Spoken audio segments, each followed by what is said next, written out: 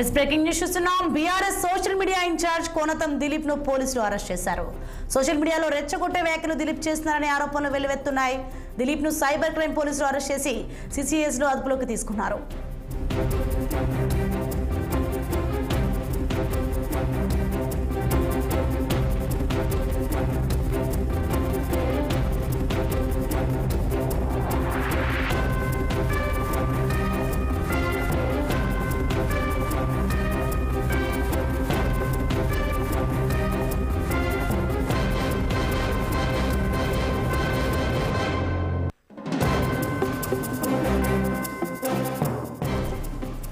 Breaking news చూస్తున్నాం. మనం BRS social media in-charge Konatham Dilip ను పోలీసులు అరెస్ట్ చేశారు.